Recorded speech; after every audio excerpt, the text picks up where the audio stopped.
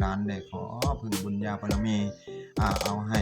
3ตัวตรงๆเด้อปู่เด้องวดสิฮอดสิถึง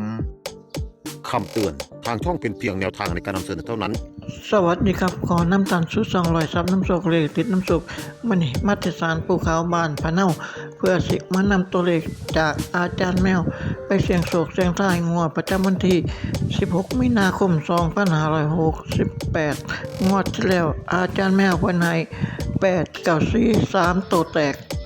คนถูกเป็นล้านเมื่อนี้เลยมาตามต่อท่านผู้ชมเข้ามาแล้ว FC เข้ามาแล้วคนอะไรคนละแชร์เนาะมาหอดมาถึงศาลภูเขาแล้วก็ไปพบอาจารย์แมวได้เลยครับ สวัสดีครับพ่อ สวัสดีครับพ่อ วันนี้ก็เราเข้ามาตามเหมือนเดิมนะครับผม FC และท่านบอกว่าโอ้อยู่ไม่ได้ต้องตามพ่อแมวให้หน่อยว่างั้นนะครับผมอย่างงวดที่แล้วนะครับเมื่อวันที่ผ่านมาก็ไปเพื่อนบ้านแล้วนะครับ FC และท่านก็ยังสงสัยว่ารัฐบาลไทยของเราวันนี้จะเป็นยังไงบ้างนะครับก็ยังมีความฝันอีกอย่างบางคนแล้วก็เอาของมาให้มันขึ้นว่านี่มาฝันมาอย่างไรซื้อเอาไปนั่นเพราะว่ายังไม่ซื้อเอาหลายคือว่าอีกเด้มันยังไม่เฮ็ดให้พ่อกังวลใจอีกแล้วในความฝันมาพอก็ว่าได้เถียงกันกับเขานั่นว่ามันยังสิมาออกดูแท้มันออกเล่าไปเดี๋ยวนี้ออกอีกมันออกได้ตัวเลขปูที่เตะหมู่มึงอีกเด้เพิ่นว่าจักคนทั้งใดก็บ่ฮู้นั่นนะในนิมิตฝันดอกนะครับบัดนี้เพิ่นมาเว้าบัดนี้เพิ่นบอกว่า514มึงบ่ต้องซื้อก็ได้ให้ซื้อเอา615เลยกับเลขที่เพิ่นให้ต่อต้นงวดนั่นล่ะครับผมมันสิเตะมาอีกเพิ่นก็วางจังว่าเป็นผู้หญิงได้เถียงกันกับพ่อนี่มันเว้าได้จำได้ลำหูเลยเดี๋ยวนี้ครับ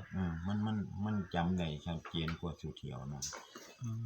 วันนี้ก็ฝันว่าจ้าพ่อมาอีหยังได้ออกมาฮอดพี่ล่ะว้าวโอ้ยเต็มหมดเลยน่ะคนเด็กๆน้อยๆลางคนก็เว้ากันว่ามวนบ่หมู่มึงมวนบ่มันเว้ากันเด้ในคำพันนั้นว่าแนมเป็นสิเต็มเลยนี่ย่างออกมาดำๆมอมๆแมมๆบัดนี้ที่มาเบิ่งหมอลำมื้อนั้นสิบ่แม่นอยู่จังได๋นี่เด้มันถามกันมันมาจากคุณก็มีเพราะมันสิมาจากคุณแล้วว่าภาษาอยู่นี่เด้เนี่ยปากแก้มลิ้นเป็นเสียงดวงวิญญาณบัดนี้อีกอย่างนึงพ่อก็เลยว่าตั้งแต่เป็นวัดเป็นว่าขึ้นมานี่บ้านนี้บ่เคยจัดหมอร้องหมอลำมีหยังให้เขาเบิ่งจักเที่ยบ่ทันมีปีเดียวตั้งแต่ครูเพิ่นมาปฏิบัติเก่าแก่ศาลนี่เริ่มแรกเลยนี่ครับเพิ่นถือเอี่ยเพิ่นถือได้เป็นล้านกว่า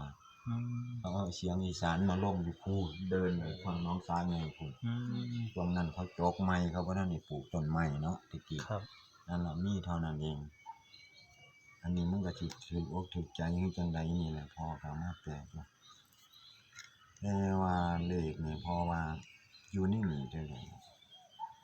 อย่านเตะกลับมาคือเก่าอยู่นี่เลขนี่ครับมันออกออกเลข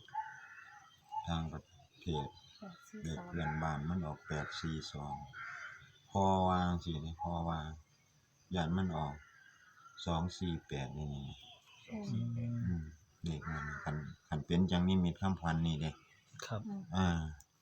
เราก็บ่ต้องให้พี่น้องหลายโตเขียนใบรถ248นะครับ615พอเพราะว่ามันเถียงกันย่ำอยู่แต่นี่นะบัดนี้บักคนใหญ่ๆใหญ่เสือบ่ใส่แต่ว่าเพิ่นนุ่งผ้าสโลงนี่ล่ะแต่ว่ามันหักเอาเน็บปะเกี่ยวมันให้ซื้อเอาตัวนั้นว่ะมันว่าถ้าบ่ออก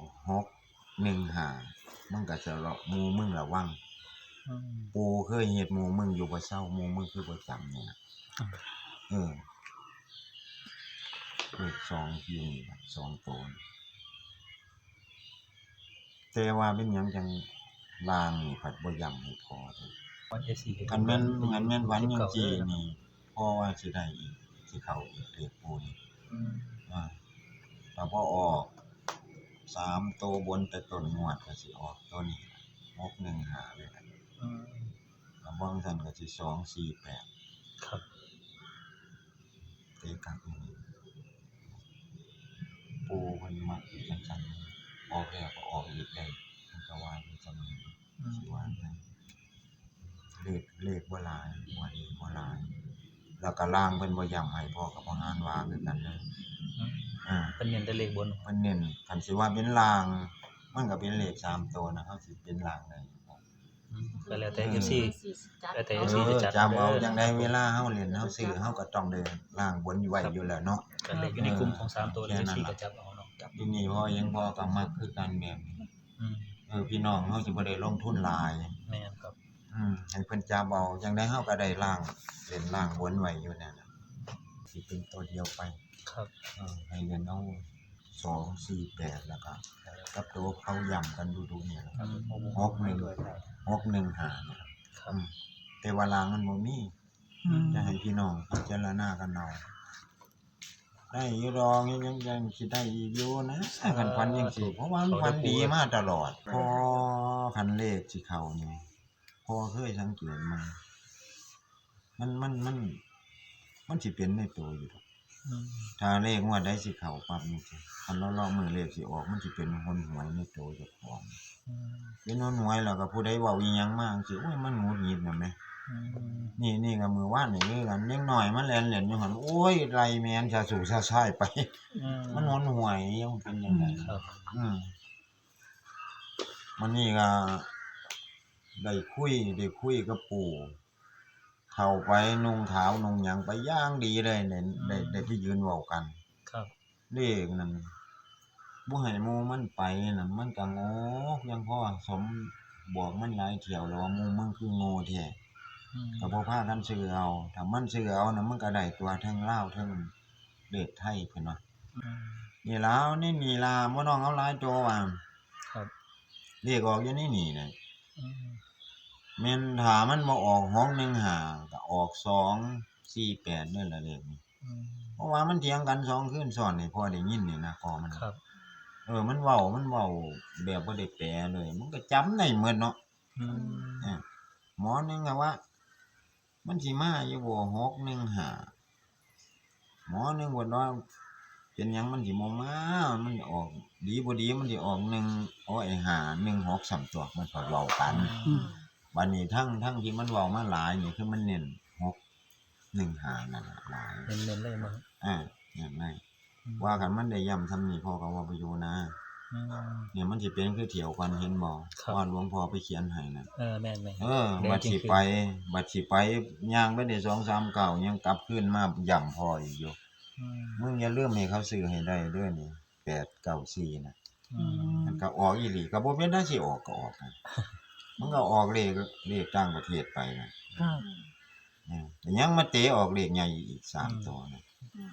เที่ยวนี้พ่อก็ว่าอยู่ออกอีกทีนึง นะ มันเป็นจังซี่ออกอีกรอบมันบ่หลายตัว ครับตัดเอาเด้อ FC นะครับ นี่ล่ะก็ให้พี่น้องก็เบิ่งให้มันดีๆเบิ่งให้คักๆเนาะ ครับ บางคนก็สิว่าอยู่หม้องใดคือบ่เข้าอกเข้าใจ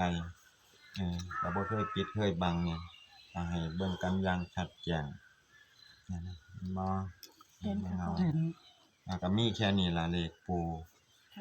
แต่ว่าตัวนี้มีคำฝันนี่หลังจากบวงสรวงเพิ่นนี่ล่ะเพิ่นเข้าไปบอกตัวนี้ล่ะนี่น้องจับเอาให้ดีเด้อนี่ล่ะ เน้นย้ำเลยนะครับ หันไปถนนนะคะ เน้นย้ำเลยนะครับ พี่น้อง FC FC เพิ่นสิได้เข้าอกเข้าใจกันเบิ่งให้มันคักๆบัดออกไปแล้วผู้ลางคนก็ว่าโอ้ยเบิ่งบ่ชัดเพิ่นว่า เบิ่งบ่เห็นบางคนก็ว่าเห็นอยู่แต่บ่ได้ซื้อคันว่าซั่นมันถูกอยู่ดอกบ่ได้ซื้อนั่นเที่ยวนี้ก็คือกัน ครับ กายทิม ค่ะ เลขตั้งแต่ต้นงวดนี่ ครับ มันออกลาวไปแล้วล่ะ3ตัวนี่ อืม ออกแล้ว